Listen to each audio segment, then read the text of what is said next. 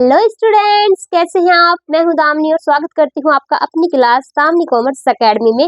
और उम्मीद करती हूं आप सभी अच्छे होंगे, तंदुरुस्त होंगे और अपनी तैयारी में लग रहे होंगे। तो बच्चों, जैसा कि मैंने आपको बताया था कि अब तक हमारा फाइनल अकाउंट कंप्लीट हो चुका है। अब हम बैंक और बैंक स्टेटमेंट पर हैं and functions of the bank, जो मैंने टॉपिक आपको करा दिया है। अब मैं आपके बैंक स्टेटमेंट करा रही हूँ।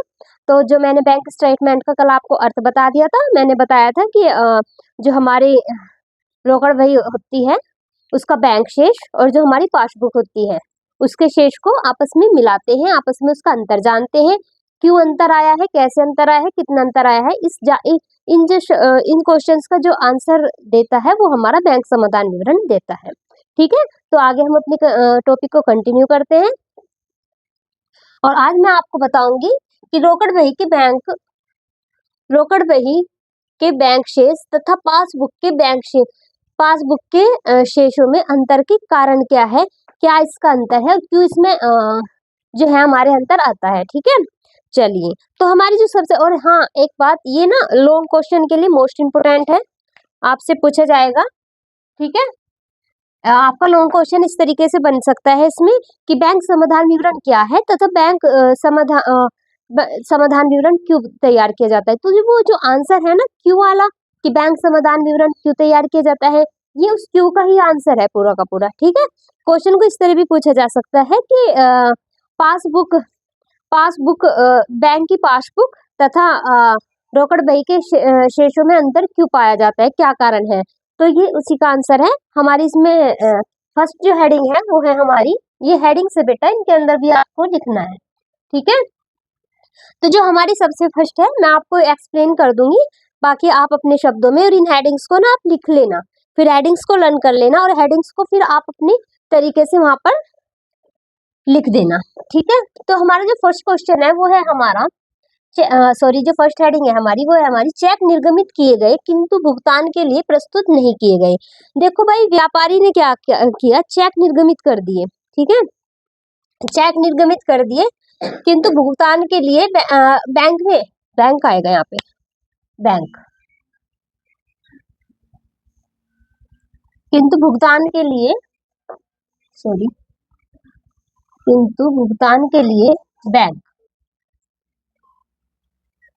बैंक में कहाँ पे प्रस्तुत नहीं किए, बैंक में। तो क्या हुआ, जैसे उसने अपना चेक है वो निर्गमित कर दिया, तो वो अपनी उस चेक का जो ब्यौरा होगा, उस चेक की जो अमाउंट्स होगी वो अपनी रोकड़ बही के बैंक में लिख लेगा। बट उसने अभी तक कहाँ पर जमा नहीं किया है, अभी तक उसने बैंक में जमा नहीं किया। तो बैंक की पासबुक के उतने से ही, इतनी ही अमाउंट से माइनस हो जाएगी, उस पर कोई असर ही नहीं पड़ेगा जब तक उसके पास चेक जाएगा ही नहीं, चेक कलेक्ट ही नहीं करेगा वो, तो वो अपने पासबुक में उसका लेखा क्यों करेगा। ठीक है, तो ये हमारी फर्स्ट हेडिंग है।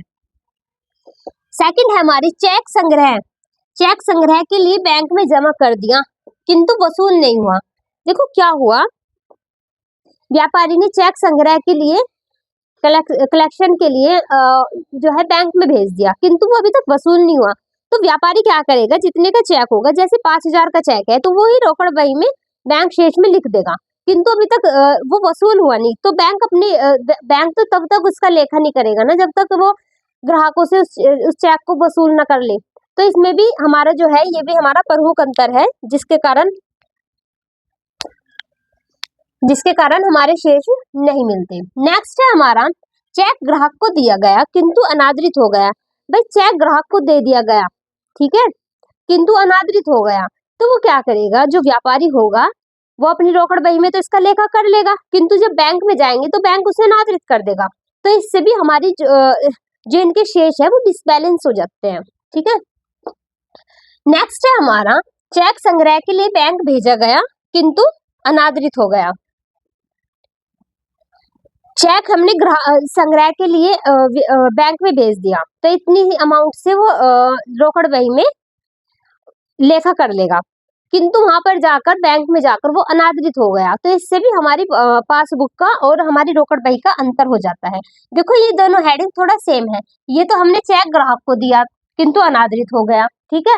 बट ये हमने चेक बैंक में भेजा है संग्रह के लिए, किंतु अनादरित हो गया। फिर है हमारी फिफ्थ, चेक ग्राहक के लिए बैंक चेक संग्रह के लिए बैंक भेजा गया, किंतु रोकड़ बही में नहीं लिखा।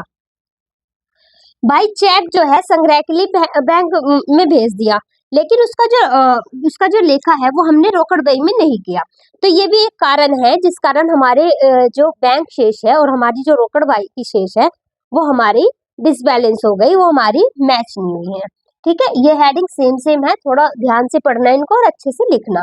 मैं ठीक है। नेक्स्ट है हमारी चेक जो रोकड़ बही में लिखा गया। भाई रोकड़ बही में तो चेक को लिख दिया गया, किंतु बैंक में नहीं भेजा। रोकड़ बही में तो लिख दिया गया किंतु बैंक में नहीं भेजा, तो उसी से हमारा बैंक बैलेंस है जो रोकड़ बही का वो हमारा ज्यादा हो जाएगा और हमारी पासबुक का सेम रहेगा, कम हो जाएगा, ठीक है।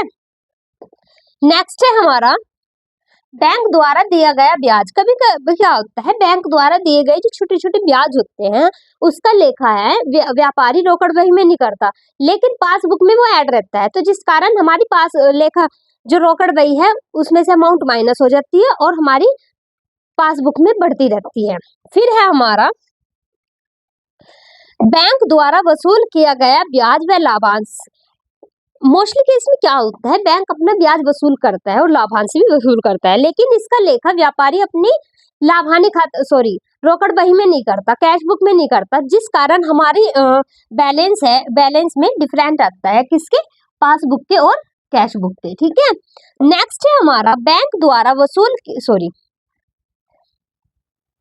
एक इसमें ये भी ऐड करो, बैंक अधिविकर्ष पर लगाया गया ब्याज। बैंक अधिविकर्ष पर जो ब्याज लगाया जाता है उसका भी लेखा व्यापारी अपनी रोकड़ बही में नहीं करता है कभी कभी, जिस कारण हमारी जो पासबुक है और कैश बुक का में अंतर आता है। नेक्स्ट है हमारा ग्राहक द्वारा सीधे बैंक खाते में जमा कराई गई धनराशि।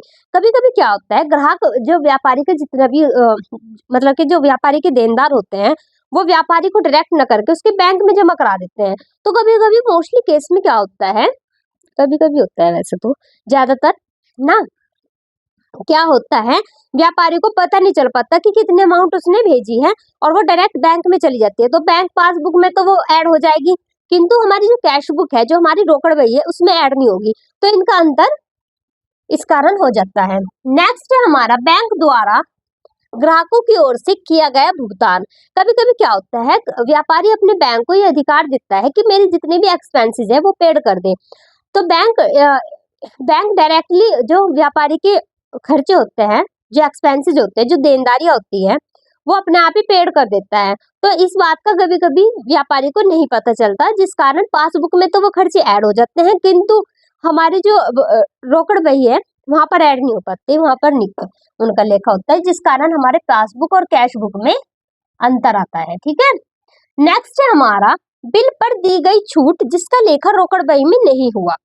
कभी कभी क्या होता है, जो व्यापारी को बिल पे करने होते हैं उस पर जो व्यक्ति है, जो उनका लेनदार है, वो उस पर छूट दे देता है, किंतु इस बात का पता व्यापारी को नहीं पता चलता। व्यापारी सोचता है जितने का बिल है उतनी है मुझे रिसीव हुए हैं, या फिर पे में भी जितने से पे करना था इतना ही, किंतु जब उसे पे करना होता है बैंक को तो वो छूट दे देता है अपनी तरफ से। तो इस बात की उससे बाद में सूचना होती है जो हमारा व्यापारी होता है और पासबुक में उसको ऐड हो जाता है और रोकड़ बही में ऐड नहीं हो पाता है, ठीक है। नेक्स्ट है हमारा विनिमय विपत्र, हुंडी तथा चेक जो संग्रह के लिए बैंक भेजे गए किंतु अनादरित हो गए। कुछ बिल्स होते हैं, कुछ हुंडीज होती हैं जो हम या फिर तो कभी कभी क्या होता है, संग्रह के लिए भेज दिए जाते हैं किंतु बैंक में अनादरित हो जाते हैं। इससे होता है क्या है, जो व्यापारी होता है, व्यापारी तो रोकड़ बही में अपना लेखा कर लेता है उनका, लेकिन बैंक में वो अनादरित हो जाते हैं, पासबुक में उनका लेखा नहीं हो पाता, जिस कारण रोकड़ बही और हमारी जो पासबुक होती है उनमें अंतर होता है, ठीक है। नेक्स्ट है हमारा लिपिकीय त्रुटियां। बहुत सी अन्य ऐसी त्रुटियां होती है जो लिपि की होता है, जैसे पासबुक जो हमारी कैश बुक है उसमें व्यापारी 5,000 को 500 लिख लेता है और पैसे वो जमा करता है 5,000। तो ये जो हमारी लिपि की होती है, जो हमारी राइटिंग वर्क होता है, राइटिंग एरर्स भी हो जाता है कभी कभी, तो इनके कारण भी हमारी जो कैश बुक है और पासबुक में अंतर आ जाता है। तो ये हमारी 14 हेडिंग्स हैं। इनमें से यदि आप 12 याद कर लेंगे तो इनफ है, बहुत है, बट आपको करनी होगी। और कुछ नहीं है, जो मैंने हेडिंग्स के थ्रू आपको समझाया है इनके अंदर भी आप थोड़ा अपने से बनाकर लिख सकते हैं, ठीक है, थोड़ा खोलकर दिखा सकते हैं। ये मैंने हेडिंग्स कराई है, यदि मैं इनके अंदर का भी कराती ना आपको तो बहुत ज्यादा टाइम लग जाता, बहुत टाइम हमारा वेस्ट हो जाता है इसमें। तो ये हेडिंग्स है, और हेडिंग्स के अंदर भी आप सेम ही लिख देना, ठीक है। नेक्स्ट है हमारा बैंक समाधान विवरण की उपयोगिता, महत्व और लाभ।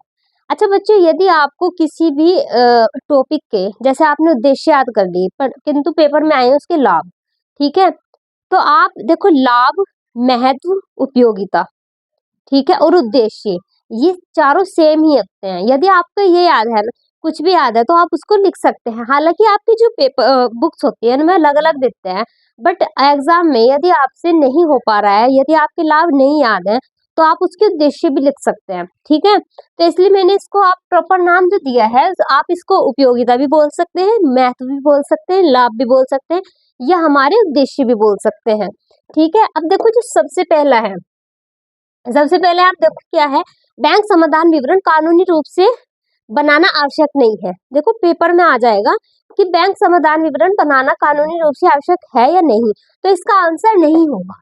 क्या होगा? नहीं, क्योंकि यह कानूनी रूप से बनाना आवश्यक नहीं है। इनफैक्ट जो हमारे अंतिम खाते हैं वो कानूनी रूप से बनाने हमें आवश्यक होते हैं, ठीक है। तो ये हमारे कानूनी रूप से तो आवश्यक नहीं है बनाने, किंतु निम्नलिखित कारणों से बनाया जाता है। किस कारणों से बनाया जाता है? देखो सबसे पहला जो हमारा कारण है, बनाया क्यों जाता है ये, ताकि हमारा जो बैंक हमारी जो बैंक की पासबुक है, ठीक है, और जो हमारे ट्रेडर्स व्यापारी की जो हमारी कैश बुक है, ठीक है, उनके जो हमारे शेष होते हैं उनको मैच करता है, ठीक है, उनके मैच के कारणों का पता करता है। तो हमारी सबसे पहली हेडिंग है इसमें, वो है हमारी, ये हेडिंग्स नहीं है, सॉरी पॉइंट है ये, ठीक है, याद रखना ये पॉइंट्स है।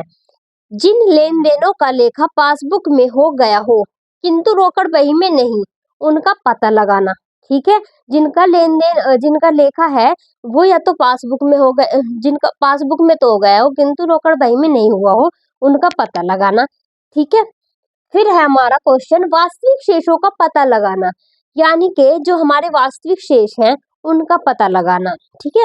नेक्स्ट है हमारा कैश बुक तथा पासबुक के शेषों के अंतर का पता लगाना, यानी कि जो हमारे कैश बुक और हमारी पासबुक है, जो जो उनका अंतर है, जो उनमें डिफरेंस बैठ रहा है, वो क्यों बैठ रहा है, उसका पता लगाना। फिर फोर्थ है हमारा रोकड़ बही तथा पासबुक की प्रविष्टियों तथा धनराशि संबंधित त्रुटियों का ज्ञात करना। प्रविष्टि यानी कि जो हमारी एंट्रीज होती है, रोकड़ बही में जो भी हम एंट्रीज करते हैं, और जितनी भी हमारी धनराशि है, जैसे 5,000 हमारी, जैसे व्यापार में हमारे पैसे आए 5,000, किंतु उसका लेखा पासबुक में तो 5,000 है, लेकिन हमने गलती से उसको लिख लिया है कैश बुक में 500 रुपए। तो इनके जो डिफरेंसेस होते हैं, जो इनके अंतर होते हैं, उसका पता लगाना किसका काम है? समाधान विवरण का। फिर है हमारी फिफ्थ हेडिंग, बैंक समाधान विवरण से कर्मचारियों द्वारा किए गए छल कपट का भी पता चलता है, जिससे हमारी जो हमारे कर्मचारी होते हैं उन पर नियंत्रण कर सकते हैं। तो क्या पता लगता है इससे? यदि कि कोई भी कर्मचारी छल कपट तो नहीं कर रहा है, जैसे 500 की राशि को 50 तो नहीं लिख रहा है, इस तरह की भी जो हमारा जो छल कपट करने के उद्देश्य से कर्मचारी कार्य करता है, उसका भी पता लगाया जाता है और कर्मचारियों पर नियंत्रण बनता है। फिर है हमारा ब्याज तथा लाभांश का लेखा, जो पासबुक में तो कर दिया गया किंतु रोकड़ बही में नहीं किया गया, उसका भी पता चलता है। देखो बैंक जो भी हमारे लाभांश या फिर हमें ब्याज वगैरह का जो भी वो लेता है, वसूलता है, उसका लेखा पासबुक में तो कर दिया जाता है, किंतु हमारी जो रोकड़ बही है उसमें नहीं किया जाता।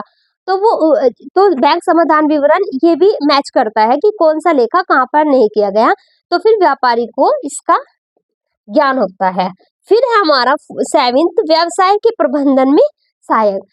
बैंक समाधान विवरण व्यवसाय के प्रबंधन में सहायता करता है। कितना पैसा कहाँ पर डिस्ट्रीब्यूट किया जा रहा है, कितना पैसा कहाँ पर दिया जा रहा है, उसका पता लगाता है बैंक समाधान विवरण। ठीक है, बैंक के थ्रू। बैंक पासबुक में तो आपका प्रॉपरली वैसे सही रहता ही है, किंतु जो व्यापारी करता है वो करता है अपने खातों में से शुद्धिकरण, यानी कि अपनी रोकड़ बही में उसका शुद्धिकरण करता है। तो ये हमारी 7 हमारे पॉइंट थे, आप इनको याद कर लेना, लिख लेना। इससे बाहर देखो, एक बात याद रखना, जब भी मैं एग्जाम में पढ़ा रही हूँ, जब भी मैं सिलेबस करा रही हूँ आपको, इससे बाहर आपका कुछ नहीं आएगा। आप इतना ही पढ़ ले, बहुत है आपके लिए, बहुत अच्छे नंबर आप गेन कर सकते हैं इसी से। चलिए,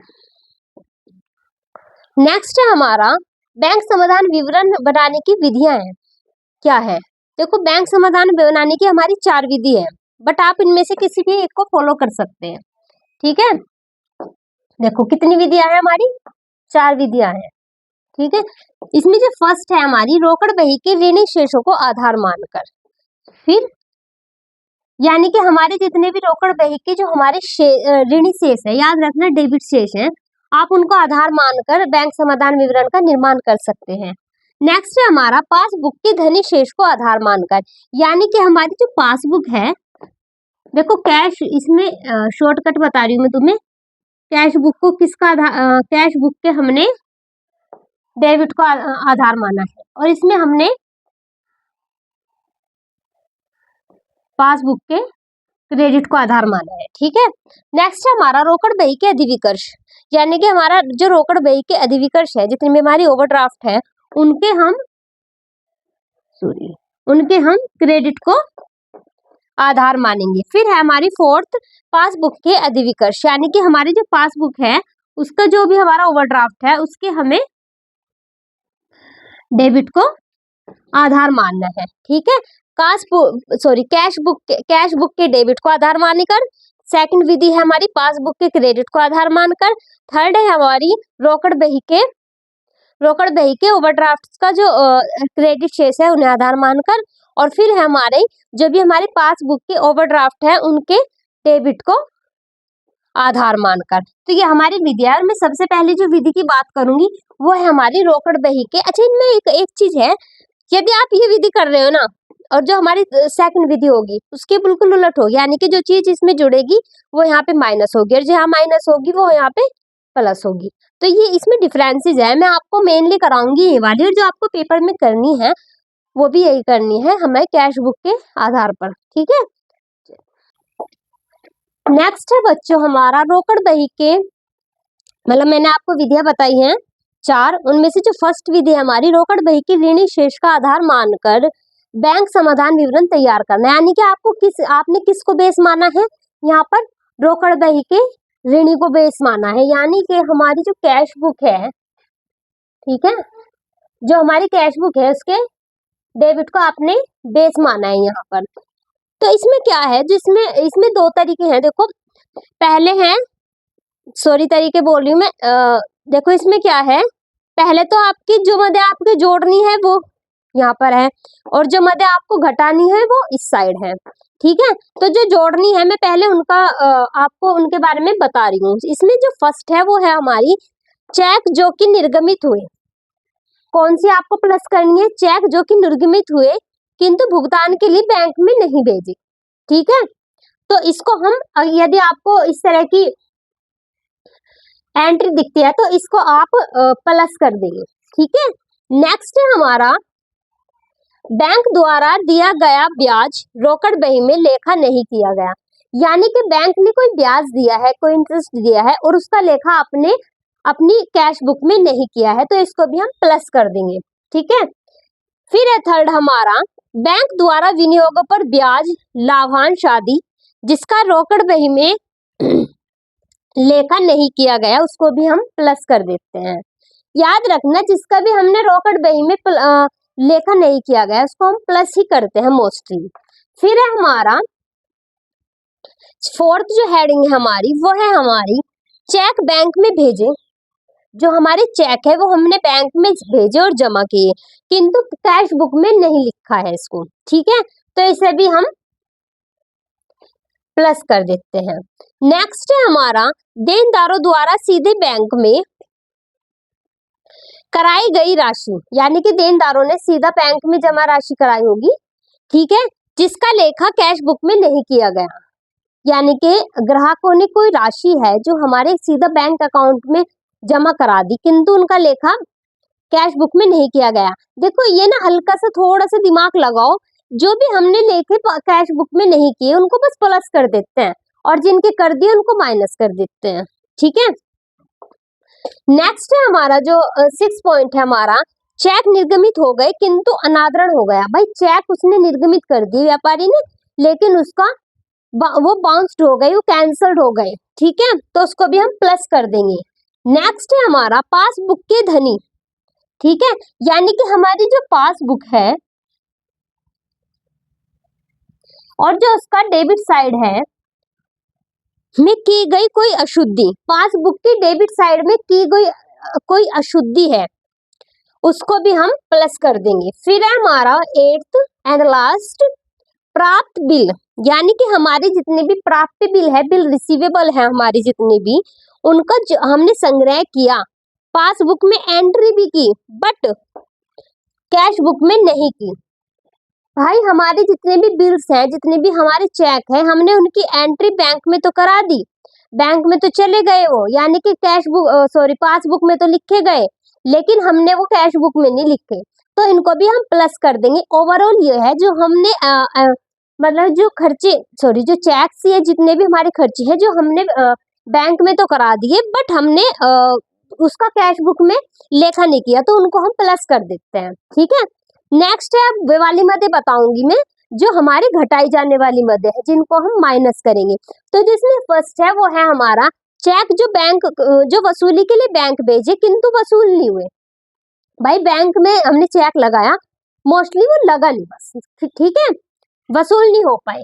थर्ड है सेकंड है हमारा चेक जो बैंक में जमा किए, यानी कि चेक वे जो हमने बैंक में तो दे दिए किंतु बैंक द्वारा संग्रह नहीं हुए, लेकिन अभी बैंक ने उन्हें कलेक्ट नहीं किया, यानी कि बैंक वालों को बोल दिया कि ये खर्चे ये पैसे हमारे कलेक्ट कर लेना, लेकिन बैंक ने किए नहीं और वे सीधे, या फिर हम कह सकते हैं धनी नहीं किए। ठीक है, उनको भी हम माइनस कर देते हैं।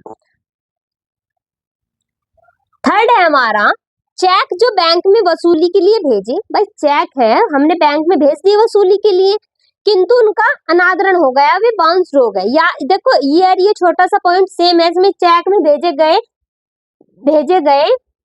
कहाँ गए, हाँ चेक निर्गमित हो गए किंतु अनादरण हो गए, इसमें अंतर है। चेक जो बैंक में भेजे वसूली के लिए भेजे थे वो, और उनका अनादरण हो गया इसको। फिर फोर्थ है हमारा बैंक द्वारा वसूली किए गए कमीशन लाभांश जिसकी प्रविष्टि रोकड़ बही में नहीं की गई।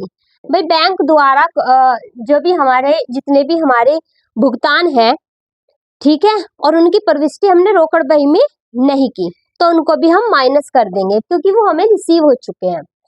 फिर है हमारा 6 चेक या प्राप्य बिल आदि जो बैंक से बैंक में वसूली के लिए भेजे किंतु अनादरित हो गए। कुछ बिल्स कुछ चेक जो हमने बैंक में भेजे वसूली के लिए किंतु वो बाउंस्ड हो गए, उनको कैंसल्ड हो गए, तो इसको भी हम घटा देंगे। फिर है हमारा चेक निर्गमित किए गए किंतु रोकड़ बही में लिखना भूल गए। कुछ चेक हैं जिनका निर्गमन हो गया किंतु रोकड़ बही में लिखना हम भूल गए उन्हें। ठीक है, उनको भी हम माइनस कर देंगे। फिर है हमारा पासबुक के डेबिट साइड, याद रखना पासबुक की जो डेबिट साइड में कोई लेखा जो हम भूल गए उसको भी हम माइनस कर देते हैं। फिर है हमारा 9th चेक जो रोकड़ बही में लिखा गया हो किंतु बैंक में संग्रह के लिए न भेजा गया हो। कोई चेक है जो हमने रोकड़ बही में तो लिख दिया किंतु बैंक में संग्रह के लिए नहीं भेजा, तो इन मदों को हम माइनस कर देते हैं। ठीक है, आप इनको लिख लेना। और जैसे यदि मैं बोलूं जो हमारे पासबुक के बेस पर बनाया जाता है उसमें क्या होता है, उसमें इन सभी को तो हम कर देंगे माइनस, इन सभी को तो हम कर देंगे प्लस। यदि हम पासबुक के धनिशेष के बेस पर मानकर समाधान विवरण तैयार करें तो याद रखना इन सब को तो हम कर देंगे प्लस और इसके जस्ट अपोजिट इन सब को कर देंगे हम माइनस। ठीक है, ये हमारी आपकी, मैंने एक तरह से आपको सेकंड वाला जो मेथड है वो भी करा दिया कंप्लीट। भाई रोकड़ बही के ऋणी शेष की जगह आप लिख लो कैश बुक के धनी शेष, सॉरी कैश बुक नहीं, सॉरी पासबुक के जो क्रेडिट साइड है उसके बेस पर यदि आप मानकर चले तो आप इनको तो कर देंगे ऐड और इनको कर देंगे माइनस, और यदि आप कैश बुक के डेबिट साइड को बेस मानकर चले तो सेम रहेगा हमारा, इनको जोड़ देंगे हम और इनको घटा देंगे। ठीक है, कल मैं आपको इससे रिलेटेड क्वेश्चन कराऊंगी, और जो आपके एग्जाम में आते हैं ना क्वेश्चंस वो भी इसी से रिलेटेड आते हैं। तो फिर मिलते हैं कल। जय हिंद, जय भारत।